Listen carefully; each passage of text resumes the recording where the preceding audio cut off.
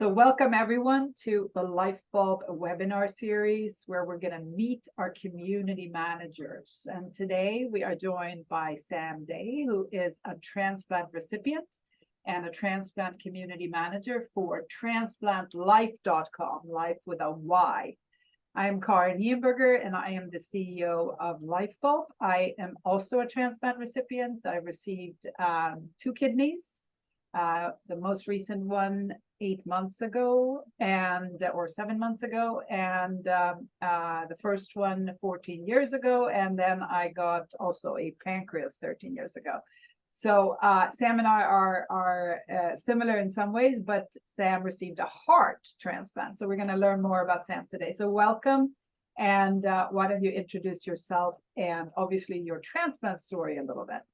Yep. Good morning, Karin, and everyone else. So as Karin said, I'm Sam Day. So I am indeed a heart recipient.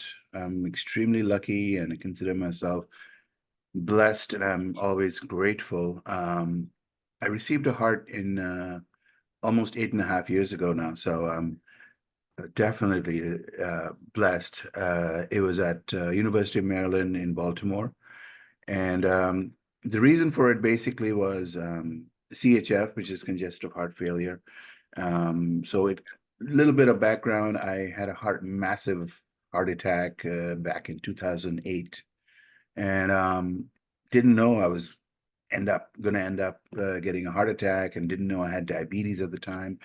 A lot of new things for me, first discovery, and then basically from then on, with CHF, it progressively gets worse, and you're basically kept alive on meds. Sam, what does CHF stand for? CHF is congestive heart failure. So my heart was enlarged, and the blood flow was horrible.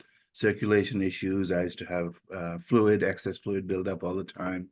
So I was dealing with all of that for a good number of years before I was told, I needed a transplant.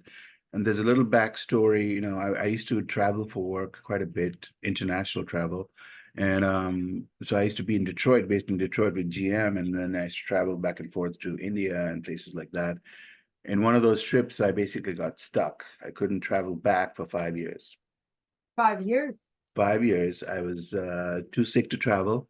And they do heart transplants in India, but it's rare.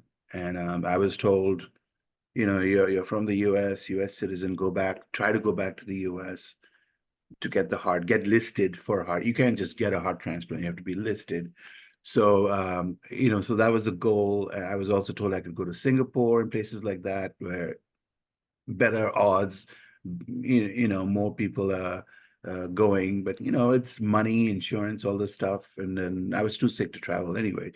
So then fast forward, I came back to the US, and then I was well for a month or two. I thought it was the air and the pollution because, in India, I had several incidents, if you will, hospitalizations. I was in and out, pumping fluid, or I actually had a quadruple bypass in India while I was there. And also an ICD, CRTD device, which is a combination of ICD and defibrillator, a defibrillator and a rhythm thing. So because I was passing out all the time, and I was in the middle of the street. I don't know if you can imagine India, but tons of people. A lot of people, yeah. Tons of people, and I'd be on the road, on the ground, and then I'd wake up with water or whatever, and tons of people surrounding me. I'm like, okay, give me some room, give me some room. So this happened several times actually, and these were syncope episodes or just blackouts. But I was lucky, and again, like I almost have 9 lives because I kept getting, there's a purpose for me, I guess, I kept getting revived. And so my excellent doctors who took care of me, one of them did my bypass, and the other ones were keeping me alive on medicines. A lot of new medicines available these days, actually, even in this country, for heart. Like it's not so much as, with some of the other organs, you go to ICU and you might end up getting an organ. In the heart world, they do have a lot of drugs which you can, and they also have the LVAD, and which is the left ventricle assisted device, artificial heart. and other little devices nowadays too, which balance out kidney function, heart function, all that stuff. So I basically I was lucky to be back here, thanks to my caregiver and champion wife who was scared, but she made sure I got back. And With then you, did you come to India during these 5 years? well, actually, I was divorced at the time when I was in India, so I met her there. So that's another part of the little adventure, and it's just weird how things work out because I have a thing with the number 22 because I was born on that day. She happens to be born on the same exact day, same exact month. So these things don't happen it's a coincidence. And then also, my youngest brother passed away 2009, the year after my heart attack, from sudden cardiac death. So, and he was born on May 22nd as well. So all these weird things happened, but in the end, I was back in this country, and you know, obviously the healthcare is. I know for a fact there are problems with healthcare and stuff, obviously all over the place, but here, transplant, it's got to be, one of the best for sure. Yeah. So I was lucky enough to meet my doctor who I actually lived in Maryland and no job, no insurance at the time. So Medicaid, Medicare, all those things worked out. And I'm here today. Sam, what a story. I cannot believe you went to India, stuck there for 5 years, Yeah. came back. Yeah. And then, in the hospital, I was there for 7 months. Couldn't leave. University of Maryland has those revolving doors in the main lobby. I couldn't go outside. So I used to walk around inside with my poles. At one time I had two swans, which they're central lines that go through, and they look like swans. So, and I was in the hospital. I was too sick to be out, and I couldn't get an LVAD. Some people are lucky enough to they can get the left ventricle because I had left heart and right heart failure. What's an LVAD do? Just so So you. LVAD is actually instead of your heart, it takes over for the heart, Yeah. and it's a direct connection. And I've been with patients who go get their LVAD checked out. I mean, you can't even unplug it for a second. You unplug it, and they're like, so it's solely completely dependent on that machine. So I mean that's a way of life. It's I mean for dialysis, I mean for kidney patients they have dialysis. For heart patients they have LVAD and things like that. So it's like a bridge. But I've known people who just stayed with the LVAD because again, heart transplant is not as common. How, There's about 3,000 people on the list. how long did you have to wait from the time you were on the list? Not count. So yeah, so basically I went in on 2014, December 22nd, and then the doctor saw me and said, I'm going to admit you. And I said, it's Christmas in 2 days. She said, so what? I said, let me go home. And for some reason, she allowed me to go home, but she and my wife made a pact that I'd be back on the 26th of December. So I said, and when 26 came around, she said, let's go. I said, where? I'm fine in the house. I'm doing everything. She's like, no, let's go. You have to go back. So basically, when we went back after Christmas, I saw 1, 2, 3 seasons in the hospital. I was listed in January early. So listed means, through the system, you actually get with your workup, everything. They check for everything, including psychiatric evaluation and all these different evaluations. Every test in the book, every vaccine in the world we have to get, and all these things. So that I was listed in January, and then uh, I remember watching Super Bowl and everything. Remember Easter going by, and then at 9 p.m. on like April 19th, I got a call from to my, I almost say hotel, but it's hospital room because I was there for so long. I got used to the whole nurses. Everyone was like family. But at 9 p.m. I got a call, and ironically, I was on the other phone fighting with my bank for some fees. I was explaining I'm dying, and you're charging me all this money and stuff like that. So my wife said there's a phone call from my doctor and Dr. Feller, and I said, can it wait? Because I'm really, in the middle of this conversation. And she's like, no, it can't wait. So I took that call, and my doctor got on the phone and she said, "What's this?" Before that, I was really depressed. It plays on your mind because you're there for so long. It's all this uncertainty, and you don't know what's going to happen with the outcome. First of all, you don't know when the heart will come, and then you don't know if you'll make it through the surgery, and then you don't know how the post will be. So it's all this worry and anxiety, and I wasn't able to see my kids. There was some drama with the family. All that stuff was going on. So my doctor said, "What's this? I hear you want to go home," because I had texted my doctor. I said, "I just want to go home and die." They don't like to hear those things, but she had already told me before, it's either hospice or you stay in the hospital till you get a heart. So I didn't have much time, I guess, but I ended up choosing to stay. So I told her that on the phone, "I'll stay, it's no big deal. I've waited so long. I'll wait some more." At that point, I had waited 4 months. So I said, "I'll wait." And she says, "Lucky for you, 7 a.m. tomorrow morning in the OR, we have a heart for you." So that was a moment that I'll never forget, and the nurses barged into the room because they all were rooting for me, and they're like, "Mr. Day, Mr. Day," all the stuff, and I'm like, "It's 9 p.m. at night, everyone's sleeping." They're like, "No, no, no." They were just so happy, and then so that was it. And so it was about 5 months waiting, and then I had my transplant. And unfortunately, sometimes like I tell people all the time, you never know exactly what will happen, right? No one can predict that.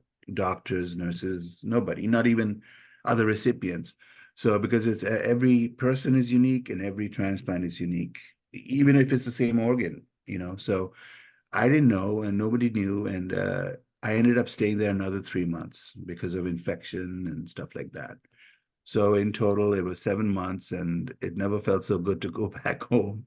And when I got home, I had all this energy because before I could hardly move from one couch to the other.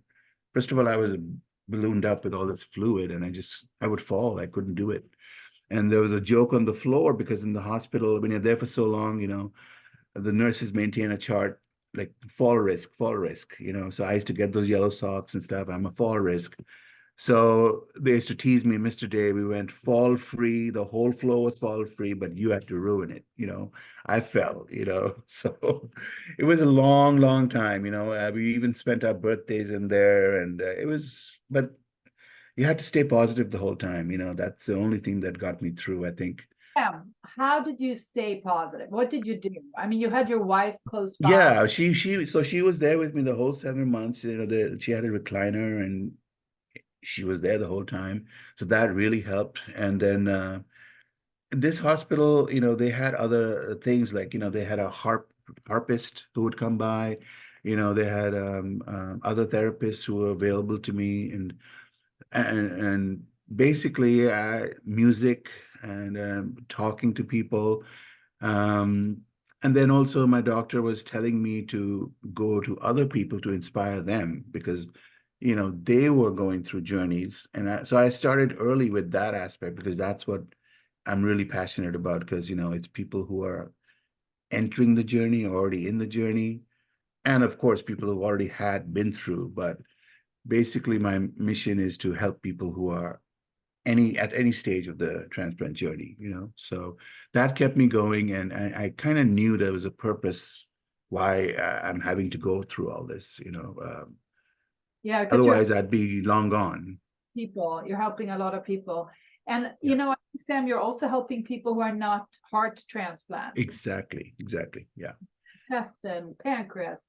I yeah. mean, the things you are saying It's resonate. the hope, you give them hope, and even the nurses feel inspired to do more, even so they've all told me, and the best feeling is some of the best feelings is when you go back for your checkups and stuff. Those are frequent early on. So you go back and they see you and they're like, they've seen you at your worst. So when they see you, they're really happy. And so we have a lot of photos and stuff. So when I usually speak, I have the slideshow that I go through. I tell people what it was like, so just they can picture it all. Because it's hard to imagine. Like when I heard the word transplant, I Googled and stuff, and it's scary. Yeah. I was extremely scary. At one hospital, I was like, no, I don't want to do this totally. And all throughout, my wife was the one who said, she was nervous. Afterwards, she told me and everyone else that she was nervous I'd say no at the end. Just when they found a heart, I knew the process. And I learned a lot more after, I would say, especially about the whole donation aspect. Mhm. Because I started working with, actually, not just volunteering and doing table work, but I started working with the OPO Mhm. local to me. OPO is Organ Procurement Organization. They're the ones who are involved with.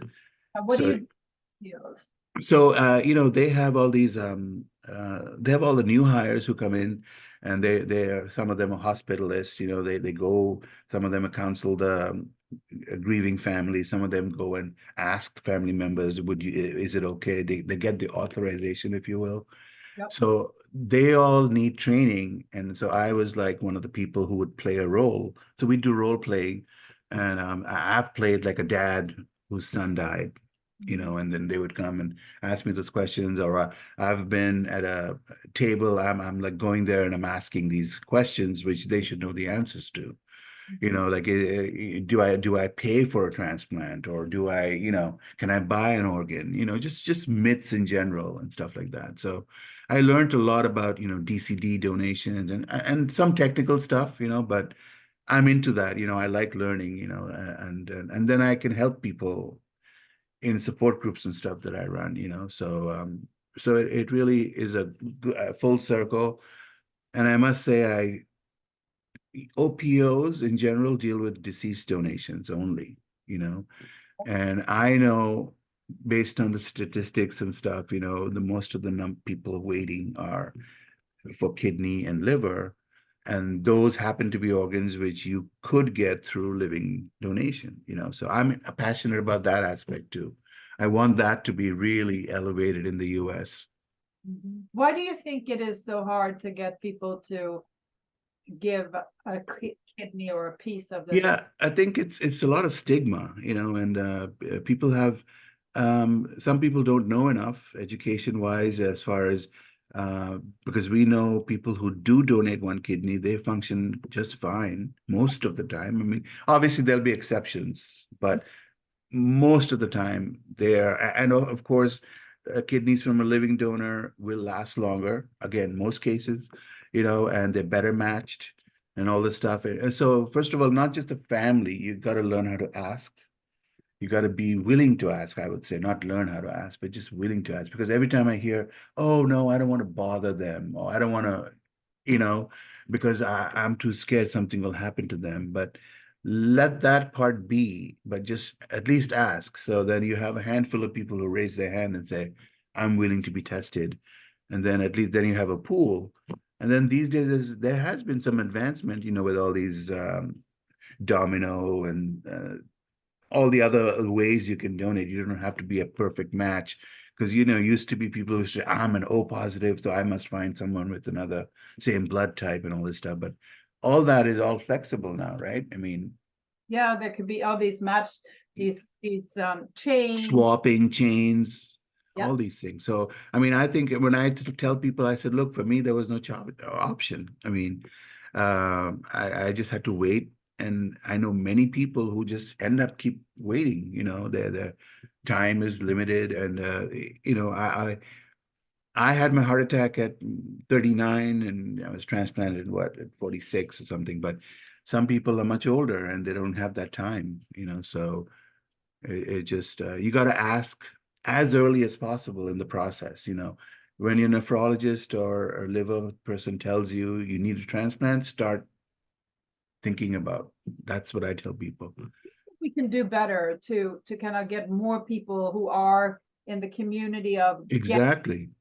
to know about, Yeah, I mean, you go to church or you go to, even your workplace. I know it's sensitive. Sometimes you don't want people at work to know, but you can tell one person, or, and then maybe they'll tell another group who doesn't know your work people, so you never know who can come forward. And there are a lot of altruistic donors who just want to do good things too. So I encourage people, and I want the whole system to be better.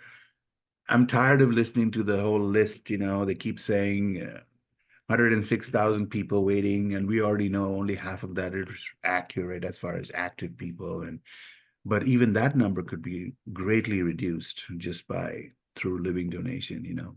And there are so many people who are not even on the list, right? Exactly, exactly. And disease is rampant. I mean, for example, in India, it's like 2 million people with kidney disease and more and then growing. And so you can imagine the wait list. They have tons of kidney transplants there. And people are doing innovative things, you know, with swapping and stuff like that. Transplants in India, are they're doing living donor as well as kind Living of, donor, but the rules are different in the sense because there was a black market. So they've really cracked down and you have to be a relative or you have to really prove that you know that person because even today it goes on actually, you know, like, you know, someone says I have, and it's small sums of money, you know, because it's in their currency, you know, it's smaller amount than here. And and those are risky. You can't just go with because it's just risky. So I wouldn't do it that way. But you know, there are people who are working really hard to, like I actually met the lady surgeon who was one of the first, actually the first person to do a kidney transplant in a nephrologist in India. I met her through Zoom and now we're friends. So we talk and discuss. And so she tells me, you know, she told me, first of all, from the surgeon aspect, she was one of the few women, you know, so and that was a big deal. So I keep telling her to write a book, and she's like, "Yeah, I will, I will." But no plan. so it's tough, yeah, yeah. But there's a lot going on. I like the way, you know, Europe, in some places in Europe, like in Ireland, for example, you know, they don't think dialysis is the first line of treatment. Treatment is transplant. So I was in a webinar and they were saying, you know, even in the hospitals, they've removed the word dialysis unit. So, you know, it gives people like in this country, unfortunately, you know, dialysis becomes the first level. I mean, it is a bridge, granted, you know, it gives people life, but then half the people don't even know about transplant. They get, Exactly right. I mean, in this country, dialysis is a destination where a lot of people end. And yeah, yeah. And some people end up there for years. I mean, we already know, you know, some people are harder to match. Like if you have a kidney already, you're going to be harder to match the next time, right? All those things are happening. And then in this country, there's a lot of political stuff going on at the moment too. But we definitely need better drugs. But I won't say there hasn't been advancement. There has, especially if I look at organs in general, all the perfusion stuff and all those things. We can do a lot more. We can basically clean up an organ and then um, transplant it, extend the time. You know, the cold ischemic time, which is the time where the organ has to be in a cooler. You know, so I mean, those things have definitely improved. There's a lot of technology at use, but we need to do more, obviously. no, for sure. So, Sam, right now you are community manager with Mhm. Transplant Life. And tell us a little bit what you do there and what Transplant Life is, or to So, our. so Transplant Life is basically a portal, and it's a platform where, and it's for all transplant, all mostly solid organ transplants, right? Which is all the 7, 8 organs that we have. So it's a forum where people can share and people can actually help each other because, like I said earlier, all transplants are unique, even though you and I have similarities. Yep. You know, they're all unique. We all go through different things, and you know, we learn differently. We learn. Some people learn visually. Some people learn through reading. So these are all possible on that platform. You know, you can post pictures or whatever articles and this and that. So we all learn from that. And as part of the community managers, we try to encourage people, you know, to first of all to join because everyone needs support. Okay, we all know we're the ones, even though we have family members who really love us and stuff, right? People who've been through or even heard the word transplant will get you more. It will understand, relate more, you know. So that's the key. And I try to encourage people to do that because we don't want to be alone because you can't go through it alone, you know. And that's why we've instituted some support groups and stuff like that through the platform. And it's all about it's like a community family. I have different groups and they're all family to me, so we check on each other.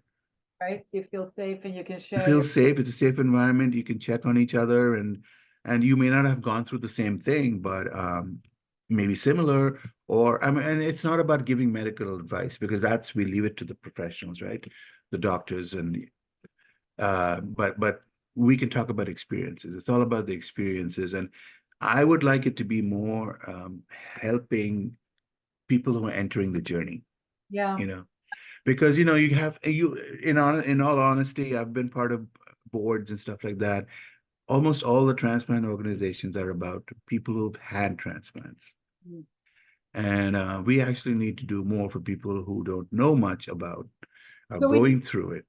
individuals who are end stage, right? People, Exactly, exactly. All through all the different phases, some people need retransplant. So again, and lots might have changed since the first time they had it. sure. In my case, it was different the second time. Exactly. And then you have pediatric, that's another whole realm where caregivers become more important, because they have to actually engage. And I mean, caregivers, I'll just say one line for caregivers, they need to be sane because they can have burnout. Like my wife needed therapy after dealing with me for 7 months plus Yeah. prior to when I was sick. She thought she was useless because I was doing everything, so the platform is also for caregivers. Yeah, I think that's an important, and maybe that's a point we should end on, the Mhm. caregivers, because we wouldn't be where we are without our, Absolutely. Yeah. we're very grateful, but sometimes I think it's hard for the caregivers because they have no one to talk to Yeah. either. They have burnout. Yeah. For the transplant recipients, we do have places to go, and everyone, of course, takes us seriously. Mhm. But the ones who support us, they Yeah. don't have a place to go and Yeah. complain because, of course, they're healthy. So what are they Yeah. And they don't want to complain in front of us either. So they need their own little group for safe them, space. group, or a place for them to Mhm. gather, or maybe specific education, because they Mhm. need to learn why we're behaving the way we're behaving, and also to when is it important to take us to the hospital, like your wife took you to the hospital. Yeah, exactly. A perfect example is like prednisone, where it's that steroid we're on, and we don't know how we're acting around them. I was, in bad moods, and in fact, several times. Funny thing is, I used to have conversations with people, but there was no one in the room. It was hallucinations. But Oh, yeah, definitely, caregivers are champions. really, really champions. And so our caregivers, our donors, Mhm. the ones who are alive and those who are dead. The whole village, the whole village, it needs a lot more transplant centers, nurses, doctors. Yeah, they need the encouragement. And Yeah. now approaching Christmas, Hanukkah, and Mhm. here it's a time to really come To together. reflect and yeah. Yeah, but I wonder if there's a message that we can give our community. What is the one thing we can do for this? I always say the best thing I do for my donors, and is that I live my life as Yeah. well as I can. Yeah. Try to contribute. I try to be Mhm. happy. I try not to dwell on little problems. Yeah. Daughter calls it ant problems, and you should not be upset at ant problems. Focus on the elephant ones. Yes, yes. But what is the one thing you want to think about this Christmas, this time of the year when people are supposed to be jolly? It's Yeah. I think the word that comes to mind is hope. We have to keep the hope alive, because that's key to we talk about outcome. Hope is the key to the best outcome. yeah, I agree with you. I think we should end on that hope. Yep, yep, Hope to our community. Let's bring hope into yep. and let's Hope focus that you'll find it, Oregon. Hope that it'll come in time. Hope that you'll live through it. Hope. Yep. hope. Have a wonderful holiday, You everyone. too. Happy holidays, everybody. Thank you, Karen. Bye bye now. Bye-bye.